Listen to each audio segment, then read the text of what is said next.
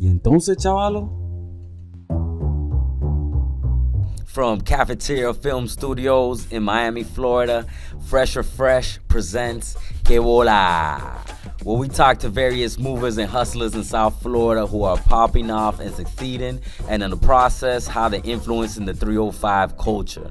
My name is Darwin Figueroa, and I am your host. I hope you enjoy this, and let's get into it, all right? Listo. You just sit there with this blank look and you're like, I've said too much. No, yeah. This week, we sat down with music producer, bass DJ, Mad Savvy. We spoke about how he navigates the music industry and the music scene in Miami, South Florida, and how he's attempting to revitalize the bass scene alongside his friend Lanebot. Hope you guys enjoy this talk. It was really fun. Let's get into it. Dale. So we're in the studio with Mike, aka Mad Savvy. What's up, Mad Savvy? How you doing, bro? What's up? How's it going? So Mad Savvy is a DJ, producer out of New Hampshire, but you living in South Florida, right? Yeah. I just moved to Miami Beach about a year and a half ago, but I'm from New Hampshire, and I lived there pretty much my whole life before that. Not too far from like the ocean and stuff. So you're living in North Beach, and now you're in South Beach. Yeah. It's crazy. But like way north, like yeah, you can't swim in the water north. yeah, a bunch of sharks and shit, right? There's more here actually. Oh, than in New Hampshire? Yeah, but we actually get them up there once in a while. What was that like? Like, what made you want to? First of all, what made you want to come to Miami out of all the places that you could move to? Well, there's a whole bunch of stuff, but a lot of it definitely boils down to music. Okay. Everything that I've been wanting to do hadn't really materialized the way I wanted it to up there. You know, okay. One of my biggest I think my biggest problem for a long time was I didn't make it my first priority without really realizing it. You know what I mean? Like I enjoyed it and whatever, but I put it aside to take care of other things and whatever. But once I made it my first priority, things started becoming a lot better. But also, there's nothing really going on up there as far as that, you know. Like musically. Yeah, I don't know if this is terrible or not, but I always said that if you're like a sad white boy with a nice haircut and an acoustic guitar, like you'll do really well. But Kind of sounds like Seattle too. yeah, I mean it's just Sad places. It's just everything's just kind of the same, you know. Yeah. It's actually, I will say, like nature-wise, it's a gorgeous area. It's really beautiful, and it was actually kind of cool to be able to be living near the ocean and the mountains at the same time. But it's very quiet as far as art goes and things like that. You know, people just paint like the ocean or the beach, and they just kind of make it. They try to make it look good, but that's about it. Here, you get to see like people really bare their soul with what they do. You know. So it's a lot more creative here, and I needed to branch out in order to give myself some more freedom. You know, I found myself, as far as music alone, I found myself listening to stuff where people were just really kind of confused. And it made me feel very alone. All right. You know, I was like, I really like this stuff, but I'm like, nobody else does. So I needed to find an audience. And that's what made you say, I want to go to South Beach, though? Kinda, yeah. So, you know, my friend Lanebot, right? So he and I actually have known each other for a long time. We actually met on Twitter. Because he was looking for somebody to do a remix for him. And since New Hampshire doesn't really have much to offer, I was looking for people to work with musically, but I was looking online because I didn't have any luck finding people in person. The power of the internet. Yeah. So that's how I ended up connecting with him. We started kind of geeking out over similar music interests. And it was really cool because I was like, people haven't even heard of this stuff. Yeah. Thank you. No problem. And he actually knew about it. So I was like, oh, this is actually really cool. So anyway, we worked on a song together, and everything else is kind of history after that. So Lanebot is actually the one who brought you to South Beach. He is. Shout out to Lanebot for that. Yeah. And it's weird. I know we met online. It's magic. So yeah, that's what's up. So of all the places, funny, you ended up being on South Beach. It was funny. Even though I'm from New Hampshire, I don't really like cold weather. I never really have. Damn, that's funny as fuck. You from New Hampshire and you never really like cold weather. It's really cold though too. You know, like I hate the cold weather. I haven't been a skier, and you know, every year when it would get cold again, I was like, oh, what am I doing here? Yeah. But I didn't know where else to go and stuff. And so one of the things I always want to do, I've actually gravitated a lot towards a lot of West Coast music. For a long time. Like what? Like West Coast hip hop? West Coast hip hop in my teen years for sure. I started finding some love with like NWA and like everything that branched out from there. From like gangster rap. Yeah, you know, one of my favorite artists actually is E-Prom. Okay. So he does some really heavy, kind of rooted in hip hop, I guess, but like some halftime, like real bassy stuff. I don't know. There's a lot of artists like that continue to come from that area, and some of them actually go all the way up to Oregon and stuff too. Okay. You know, either way, I've always kind of wanted to go out there, but I've never made it out there. Still never even visited. Yeah. But as I was looking to get out there, I was talking with Lanebot, and he and I have actually for a long time had very similar goals musically, as far as what we wanted to make and what we wanted to do performance-wise. All right. But he was starting to have some success. Yeah. So at one point he was like, forget about LA. He's like, why don't you just come to Miami? Yeah. And I, like, a little light bulb went on. No, actually a big one went on. Yeah. I was like, I actually don't know why. And he's like, it's a lot easier, closer. He's like, you know, as far as like, if you want to visit your family, like you can go back easier, whatever. But more than anything else, he's like, I have stuff going on here so you can kind of hit the ground running. Yeah. So it's funny. A lot of people ask me, you know, do you wish you did this sooner or whatever? And in some ways I would obviously say yes. But at the same time, the time was just right. Yeah. So I was actually able to hit the ground running, and I've actually been really lucky. I've been very fortunate.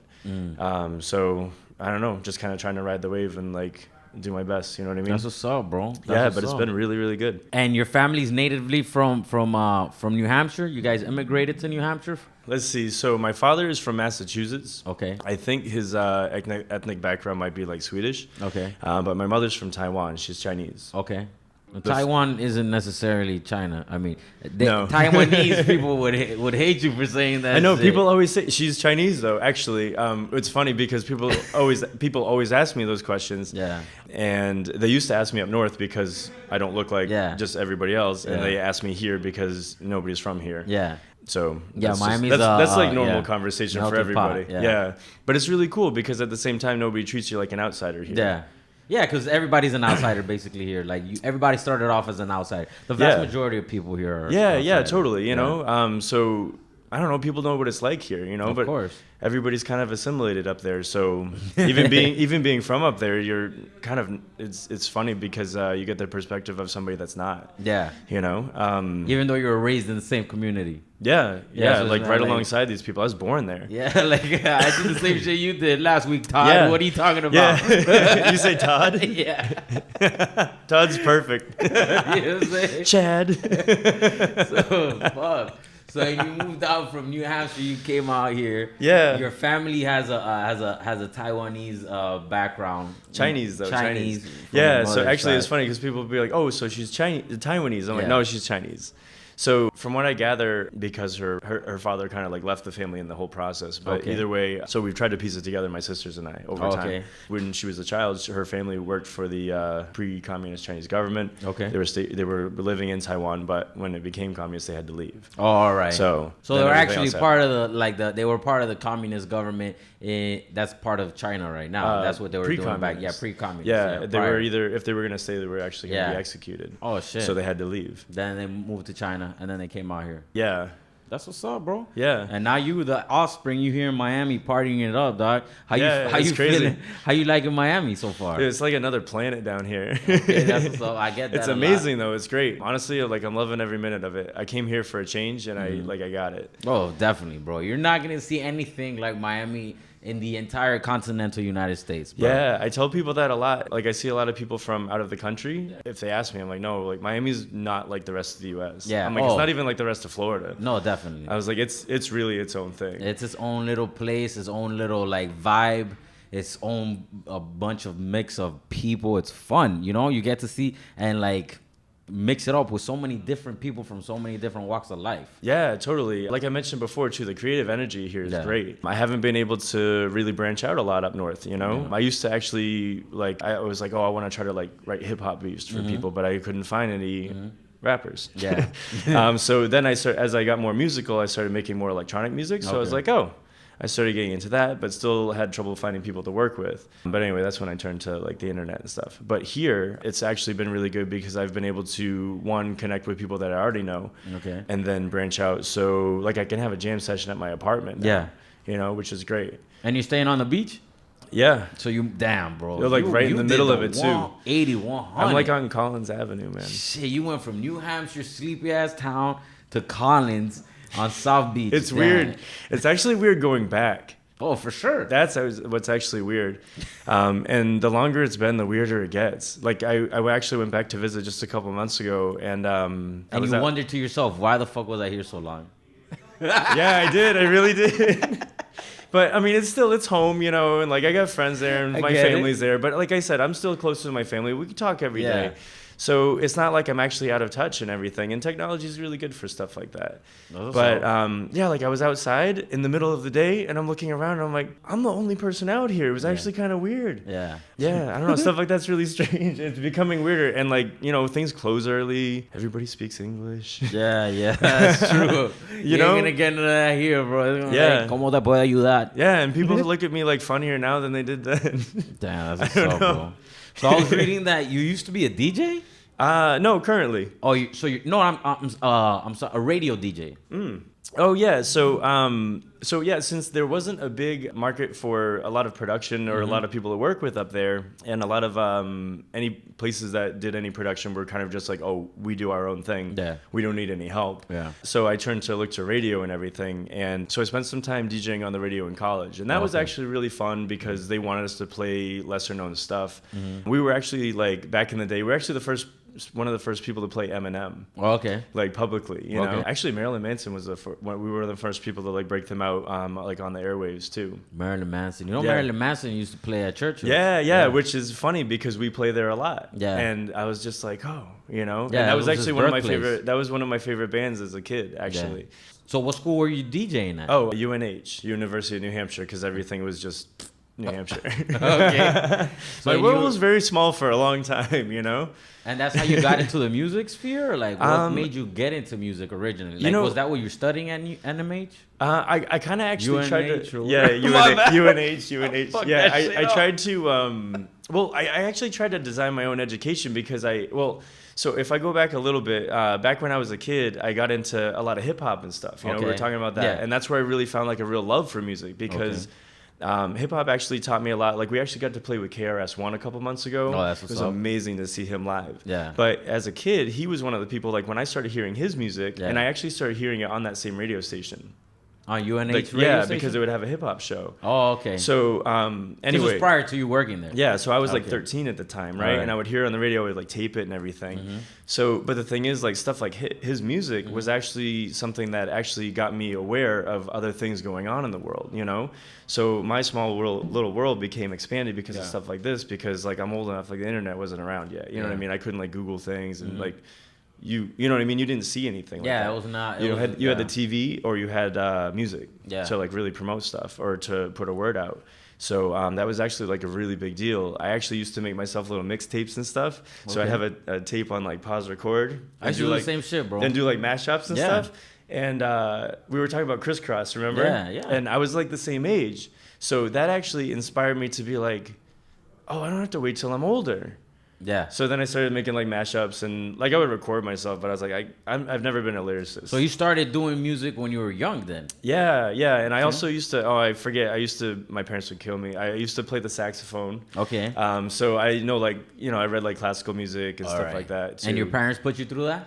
Or was that, Yeah. like, in school? Well, they got me, they bought me the instrument and then since they bought it for me, they wouldn't let me quit. Oh, okay. So they bought you a saxophone and they gave you classes and they taught you how to Yeah. No, Yeah. that's But it awesome. actually, in hindsight, all of it was actually really good. Yeah, you learned music theory, which is Yeah. super awesome. Yeah, I actually kind of like distanced myself from it for a while, so I'm actually trying to kind of relearn it. But I'm also doing it in a way to relearn it as, say, a DJ. Okay.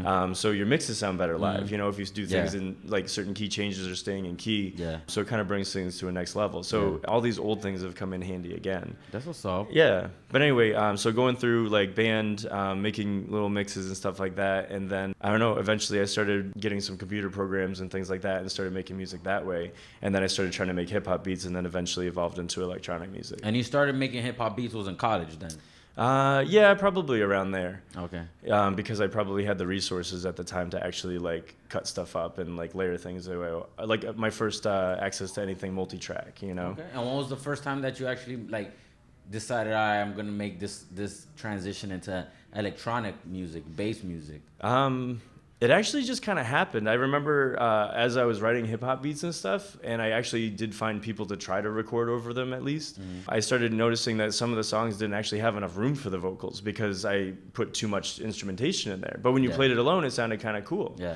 So, and I listen to electronic music too, you know? So I started getting ideas. I was like, well, maybe I can do this too. And I was like, I don't really find any rappers anyway. So I was like, whatever. Forget this, I was like, I can do it if it comes up. But for now, I was like, I'm just going to write my own stuff. And fast forwarding to later, like the reason I wanted to DJ, like the main reason was to play my own music. Yo, I could totally relate with that because like right now I'm going through this phase where I'm making music and I'm making music that's really heavy on instruments. Okay. So and I'm thinking like a lot of this can't be rapped over. Like if you're gonna rap over it or if you're gonna lay any vocals over it, it has to be like either hooks, catchy phrases, but it's not gonna be like 12 bars or anything like that. So actually, I've done a lot of things to try to forward myself musically, but in like all different departments. But one of the things is one of the common themes I've noticed, and Lanebot will back me up on this too, is that simplicity is like a really big thing. Meaning you always get more out of stuff when you start subtracting things. Bro, I've heard that so much. But when you actually do it, it's actually really weird to see how powerful it is. I was working on a song and I had this big build up and a big drop. And I basically wanted it to be really powerful all the way through. And it was just a big wash and it didn't have the drama I wanted it to. I actually had puzzled over it for probably like a week on and off. And all of a sudden one day I got up and I got on my computer and I just started highlighting audio clips and deleting them.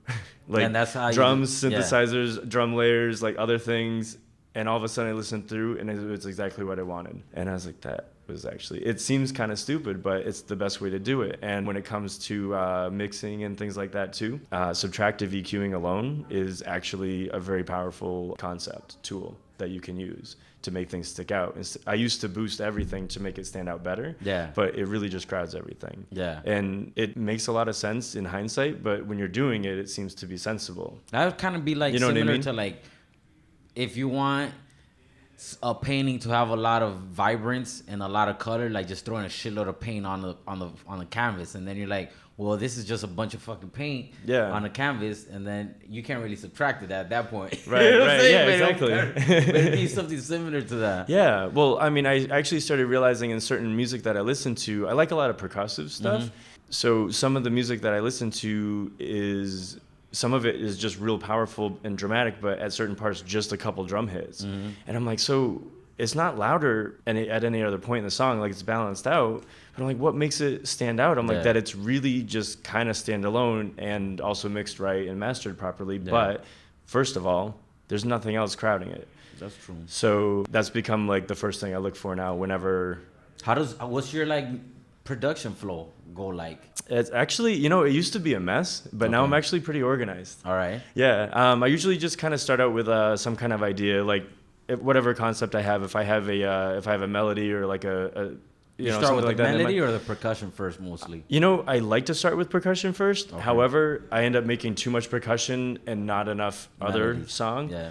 So I try not to start with percussion first. Yeah. Or if I do, I try to make it not the main part. You know what I mean? Maybe an auxiliary part, like a little hi-hat like layer or something like that. Something kind of cooler, like a little sampled thing or something like that. So I try not to make that first because I noticed I used to make that too heavy and then it would be like whatever I would make would be like a really cool beat, but it wouldn't be a song. Yeah. So when you listen through, you're like, all right, is it over yet? Yeah. Like that was cool for 8 bars, but not for like 32. Yeah. So I started realizing I was having that problem, and it's like, oh, it's because I have like these really elaborate drum beats, and by the time I get to the rest, there's no room for it. Yeah. So I try to go with whatever else might support the song, or just whatever idea I have, and then start to build around it. But then from there, just a couple drum layers and like, I don't know, just kind of like try to tighten everything up. What? I don't know. I try not to get too like techie when I talk about stuff because of like whoever might be listening or whatever. What, like I mean, translate? If you work on music, the look when people ask you a question, and when you go past that line, they just sit there with this blank look, and you're like, I've said too much. No, yeah. You know what I mean? You're like, and if they say anything, they're like, you don't. But what they say, I don't know what you're talking about. You're basically saying you have a certain amount of space that you're gonna fill it up with. Yeah. You can't fill it up with all one shit, because if you Right. fill it up with one shit, then you don't have space for the rest. Yeah, Is that actually, simple? there's a current song I'm working on where it actually pretty straightforward, followed my pretty typical production flow. So I had an idea for actually sampling an old song by the Art of Noise. Okay. I started with the sample, kind of twisted it around a little bit just because I was looking for ideas with it, and then actually started building a melody to go with it. So making sure everything was in key, and then I started building kind of a bass line, and then I started building some percussion to go with it. From there, once I had a few different sections of different instruments that sounded good together, then I was like, all right, I'm ready to make an arrangement. So then I make an arrangement, and then from there, the song kind of evolves for like flow. You know what I mean? Yeah. From there, I kind of focus on the arrangement, and that will tell me if I need to add in any new instruments, or maybe I have this melody like repeating too much, or you know what I mean? Like you start to listen to the flow, and that'll tell you what you need to add or take out. Who would you say is like one of your biggest influences right now for like musically? Oh, geez. There's a lot, really. Well, I know I brought up E-Prom. He's honestly like a one for a long time, because he's one of those artists where people were like, they used to be like, what the hell are you listening to? Yeah. I'm like, I really like this stuff, though, Yeah. But it was just... It's kind of fucked up that you have to defend the music that you Yeah. like. Yeah, Like, and I yo, didn't... just let me listen to what I like, I don't have dog. to do that here anymore, You know? though. You know what I mean? Like, I really don't have to do that here, and that's one thing that's really great. People actually embrace it. My sets actually started getting more weird, because I started noticing, like, sometimes when I kind of dipped into that, people were jamming out, and I was like, oh, all right. I was like, these guys are with it, you know? But I so he's a big artist. For some of the percussive stuff, X and G is actually really good. They're a little bit more of like a well-known name, I guess. And then I don't know, a lot of like synth and like saturation heavy stuff from Saturate Records has been really good too. I don't know, I mentioned Lanebot a lot, but he's been like a really big help in me branching out and all this stuff. So he introduced me to their catalog. So I've been able to find a lot of things branching out from that. When too, when did you meet up and actually get onto Strange Media Productions? Shoot, I think, all right, so I actually don't remember the first year I met Lanebot in person. I want to say it was probably like 2012, 2013. I think Strange Media started probably about 2012.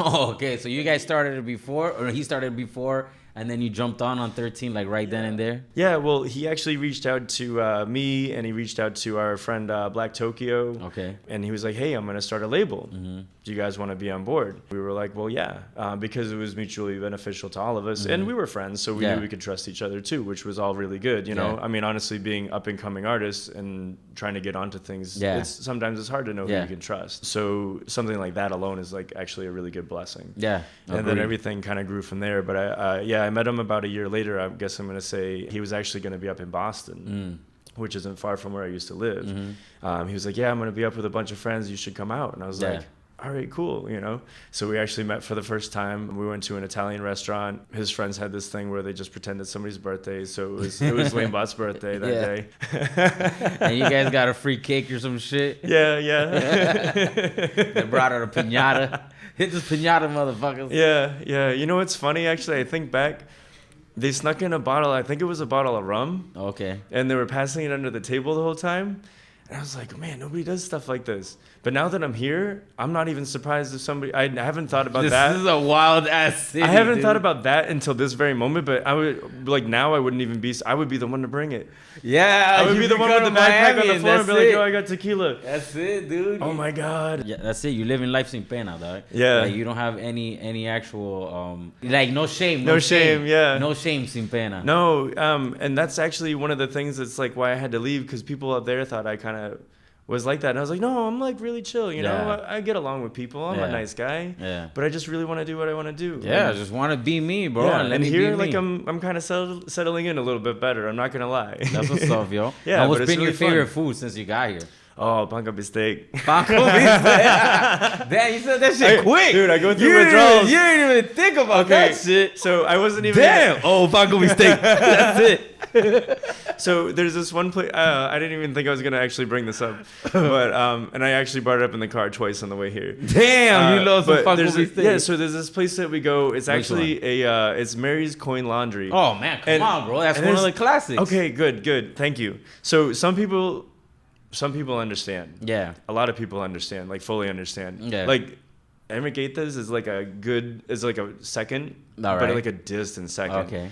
It's Yeah. really kind of crazy how far behind they are. But Yeah. there's nothing better anyway. But Mary's is like the bomb, man. Yeah, man. I think And it's all the mayo they put on that shit. oh my god, So good. like I went to when I go away to visit or something, like when I went to Yeah. visit my family last summer. I was just like, man, I can't get one of these anywhere around here. I'm like, it's like thousands of miles to the nearest one. Yeah. No coladas. I learned how to make those, man. Damn. So you're learning how to become a true South Floridian. Yeah, though. like I like the food here a lot. Like the weather's amazing. Like Yeah. I needed warm weather anyway. Yeah. Like any vacations I took anywhere south, especially if there was like warm water and like all the women like are like around here on the Yeah. beaches and stuff like Beautiful that. women. Oh my god, it's amazing. Like I can't go back. Yeah. It's Yeah. just not the same anymore. I mean, I can to visit, but And now you playing South Beach, yo. That's crazy. yeah. So yeah, we're gonna actually play at Kill Your Idol a few times. We're gonna play this Friday coming up. Nice. And you have some more shows coming up after that, right? Yeah, we have a bunch. Damn, that's sweet, dude. I think I'm allowed to just talk about all of them. Well, I mean, if you don't I have don't the know. okay, I don't want to put you on the spot, but I mean, you playing on South Beach. Yeah. You came all the way from New Hampshire. Well, now you like it's doing cool spots. because sorry, I had to remind myself. But yeah, we got a thing we're actually gonna do with our friend DJ Knockers and his Okay. crew. So we're gonna do like a versus Strange Bass thing at All Kill right. Your Idol on the 8th. A-hole. Okay. You know Yeah, I A-hole, know right? A-hole. So I actually got to I actually had the pleasure of meeting him a couple times. And I All got right. to stop by one of his cyber boutiques one time. So Okay. it was dope. Wish I had more money with me. Yeah. But he's just for what he does too is actually really cool, and like I like that. Like that's a spirit I'm not used to seeing a ton, but I'm Yeah. starting to get used to seeing it here, which is really really cool. But he has a pop up thing at Churchill's on the 9th. Oh, okay. So we're gonna play in the side room that day. with Nasty. Yeah, probably. That's cool. Yeah, I didn't hear Yeah, about it. Look Nasty at that. is You our putting me on homeboy. to you putting me on to some new shit. yeah. Damn, bro. Yeah, That's Jizz is crazy. coming to town, so we're gonna play with him soon too. Damn, sweet, dude. So So- you're doing spots all over the city now. Yeah, it's really been a blessing. Like I said, like Lanebot said, he's like, "Do you want to hit the ground running?" And I was like, "Yeah." So the crazy thing is, I actually visited here. So I moved here in January. I visited here the December, like 4 weeks before. Okay. I came here for Basel. Okay. And the first Strange Media hosted show ever, run by Lanebot, Okay. was during Basel. It was Okay. Basel Base. Yeah, I mean, Basel's sick. It was insane though. We Yeah. actually were like, we were really lucky. We actually got Marty Party. Okay. And Mochi Pet to play with us. Nice. So they played with us, and the show was like off the chain.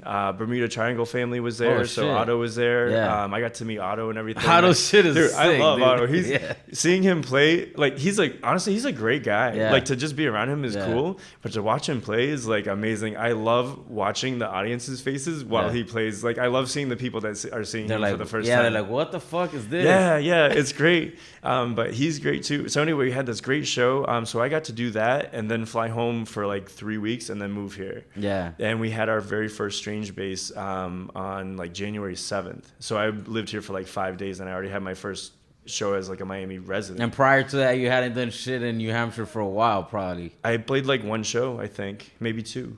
So I'm saying, man, opening doors. Miami's opening doors for everybody. Yeah, it's been really good. Yeah, I think only 1 or 2 shows, man. Damn. Yeah, but there was, like I said, there wasn't much going on. Like I tried to branch out, and like any nights that were anything were like, there was everybody was already booked, and it was like 3 people, and that's Yeah. it. No, it's really been an awesome experience. I've seen amazing things, dude. I can't even tell you. What's the craziest Miami moment you've had so far? Okay, so actually last year we got to play with Dead Prez. Okay. And the cool thing was we got to play with them in Miami and then again in St. Petersburg, Florida. Okay. But the really cool thing was we actually got to hang with some of them. All right. So they actually rode with us to St. Pete in the car. So it was Mike Flo Yeah. and M1. Okay. So they rode with us. We had a good time in the car. We all like shared music and stuff. We all Yeah. kind of brought something new, and we all Yeah. had something in common, which was actually really dope. And they're like really chill guys. They were really Yeah. down to earth, really mindful. I got to be honest. Some of the rappers I meet, like their egos are like way too big. Yeah. And a lot of times they're kind of nobody anyway. Yeah. But like these guys, like they have like a message, Yeah. and they are somebody also. Yeah. They were like really humble and like really chill. But anyway, so the cooler thing was we actually ended up going to the Salvador Dali Museum with M1 the next day before he came back. Because he Nice. needed to ride back. Mm-hmm. I was traveling with Lanebot. Mm-hmm. And we were planning on going to the museum to go check it out. Mm-hmm. He was like, I think I'm just gonna ask M1 if he wants to go. And I was like, yeah, go ahead, ask him. I was like, what's he gonna do? Say no? I was like, maybe he can just wait in the car. No, probably not really. We probably would have left, but we would have been sad that we didn't go to the museum. But anyway, we brought it up, and he was like, yeah, man. He's like, I'd love to go. And he starts talking about all this art he studied, and I looked at Lanebot, and I was like, I don't know what he's talking about anymore. I'm like, I guess he's down. So, but I gotta be honest, we had a really great time at the museum. It was cool to see the stuff in person, and we're all artists, you know. So it was a really enriching experience, but it was surprising too. So that was really dope. And then the only other thing I'm going to say as far as weirdness, I got to say ankle pants. Ankle pants? You know ankle pants? No, I don't know ankle pants. Explain to me ankle pants. Oh. You're going to have to go into on this one. So I almost didn't bring it up to not explain it, but... Now you got to explain it, dog. You dropped it. All right, so I know this guy's actually really cool, though. I actually met him. I got to meet him. He played here in Miami, and we got to play at Churchill's the same night he played. But we got to actually hang with him and meet with him. He was working on some music at Otto's studio. So we got to chill with Otto, Ankle Pants. It was me and Lanebot. So we got to chill with him and stuff, and I got to talk to him and watch him make some tunes. And that's always really cool just to watch other people work. Be creative. But so Ankle Pants has an animatronic penis for a nose. It's a mask. I mean, I guess gonna cut to the chase, right? That's like the first thing people would notice. So it's actually really cool if you. So so, you know, it's actually funny. Like when people from my friends from up north ask me like the stuff I've done, I usually don't bring this one up, because I don't know if I have enough time to like really explain it to them, because I'm just like you're just gonna have to like look it up. So I actually will suggest Googling this stuff. So Google ankle pants. You should check him out on YouTube for sure, just to see a video. But anyway, his show is he does like he was doing stuff for movies, you know, like movie props, but like legit ones with like you know, like the latex that looked like flesh and all this stuff. So he has this mask that has an animatronic penis that moves with music, and it squirts out fluid. Oh, shit. So he has like a blessing at the beginning of his show. At first I was like, oh, I don't know which fluid this fluid's supposed to be, but I was like, I think I know. So somebody gets blessed, and he plays music, and it actually like all interacts together and stuff. It's absolutely insane. I gotta check this shit out. Yeah, you got to look it up. So that's been the craziest moment that you. That was one of the weirdest ones. But you know what's really funny is when we were leaving, I've heard people say all kinds of crazy stuff leaving shows sometimes. That one, everybody was like, "Oh, that was really cool. Oh, that was really cool." I never heard one person be like, "That was the weirdest thing I've ever seen." I didn't hear one person say that, and that was like, "Is that all right?" I'm like, "All right," right, because people in Miami are weird as fuck, and they really like weird shit, or something. I think they just knew what they were prepared for. And I'm sure Ankle Pants can't have a show date in Oklahoma or nothing like that. You know, he might blow their fucking heads off. Yeah, maybe. Well, the funny thing is, I think he said he started doing it, and it kind of took off, so he had to start keeping up with it. If I remember what he said correctly that day at the studio, the funny thing was that there was this dude I worked with, and I was like, hey, we're doing the show. I was like, you should check it out. And I was like, it's Ankle Pants. And he's like, what's Ankle Pants? So I texted him a link. A couple hours later, he's like, I don't think I want to go anymore. I was like, oh, man. I was like, no. I was like, it'll be fine. It'll be fine. I'm like, it'll be really cool, man. He's just a musician, bro. Just come check it out. He didn't come. That's nuts, he didn't show. He didn't show up for the Ankle Pants. No. Dick shooting shit in your face. No, show. But yeah, like I said, man, like Dead Prez was dope. KRS One. A lot of crazy Cool collabs. Yeah. Havoc, weren't you there? Yeah, actually, our January Strange Bass was off the chain. Like Havoc from Mobb Deep was there. Yeah. I was there. That was a dope ass show. Yeah, it was an incredible night. Yeah, you know? guys had the bag popping too that night. Yeah, I can't lie. Like I was actually surprised at how vibrant the room was. Like everybody was like down, you know. Yeah. And they stayed that way. Like the crowd, like through all of our DJs and stuff. Yeah. And that's another thing that's actually been really great too, is to like build our collective. Yeah. You know, connecting with new artists. We have new people that we've released their music. Like some of them don't even live here. Mm-hmm. But, you know, we got like Golden Flora, this one young dude that's been playing with us a lot. You know, he's released music with us too now and stuff. Like he's definitely become a solid member of the crew. And it's cool to see new people, I don't know, be able to teach people stuff and like bring other people along too. Because, you know, like I needed that help too. And I still do, just on another level. And if people want to hear your music, what's the best way to get to hear your music? Like SoundCloud, what? Actually, I guess the Strange Media Bandcamp. Okay. Yeah, so everything, if you just go to strangebase.com, everything kind of branches out from there. But mad_savvy on, Instagram or Twitter, like those are my handles Savvy, there. MADSAVVY, right? Yeah. Okay, so Yeah. mad_savvy, Bandcamp, SoundCloud. I was listening to the I Command You song you played. Yeah, that's actually, I think, my favorite one so far Yeah. for a little while. I like that one a lot. It's a pretty dope song. I like it. I like the synths on it. Yeah. And I like how you like built up the drop, and it's very like melodic, super melodic. It wasn't too much percussion. So like I understood what you were telling me about. You know like, what's funny? percussion. I was actually, you said it was melodic, but I actually played that song with like just one note in the pitch bend wheel. Oh, really? Yeah. Shit. I did like 2 songs with that, and that was one of them. That's what's up. But yeah, shout out to the pitch bend wheel. Well, the pitch bend, that's what it does. It gives you different melodies and shit. Yeah, but it was about trying to create some resonance and stuff, and I was experimenting a lot with, if you notice, like some of the layers of the instrumentation, Yeah. like they hit together, Yeah. but then they start separating, like Yeah. for timing. So Like a half beat off. yeah, I noticed. yeah. that. I tried to do. I noticed stuff. Actually, DJing has actually been really good for me in my music writing because I get to start realizing firsthand how people react. I've actually scrapped entire songs because I've played it live, and I'm like, people don't like this, and I was Yeah. like, I don't like it anymore either. Yeah. Or just completely restart. Yeah, but Yeah. it's a really good testing ground. Yeah, it is. It's like, well, at least I didn't bother like going through, honestly, more work or releasing it because. In the end, I kind of didn't like it anyway either. Or even restructuring a song or making it hit the way you want it to, but you can test it on a live audience. And if you don't like it, if it's not finished or released, you can just redo it. Scrap it. Or It's redo it. yeah, you can do whatever changes you want, which is really cool. But doing like DJing, I noticed that a lot of times it's a lot of fun to kind of throw people off a little bit, like throw them a little twist, but you have to kind of bring them back. So I kind of equate it to like if you're walking with your friends down the street, right? Like you're walking next to each other and say there's like a pile of dog crap on the floor, on the ground, right? And you see it, you kind of like bump your friend. Yeah. Now, if you bumped your friend and they stepped in it, they'd be pissed at you, right? Yeah, you're an asshole. But if you bumped them and right before they stepped in it, you're like, oh, hold on. Yeah. And you pull them back in, they'd be like, They're like, oh, you're they a jerk. would laugh, But they right? laugh, yeah. So kind of the same thing when you're playing music. But same the thing when you're writing music. Like you can kind of twist things, but as long as you kind of bring it back, people are like, oh, right, that's cool. So moral story, don't you make can them get a step little on weird. shit. Yeah, don't make them step in it, but push them towards it for a second. Make them think just for a second Make they're them going to think step they're in gonna it. step on shit and then bring them back. Oh, I shouldn't have used the shit. I should have used a different analogy. But no, you know what I'm saying? Like it's fun to throw. Like I noticed for people, it's Yeah, fun like throw for them. curveballs. To throw a curveball and it's, bring it back to the. I think to it's the same base. reason people like things like haunted houses or roller coasters because they get scared, but they know they're not gonna they're probably not gonna die. You know what I mean? Like there's a safety net.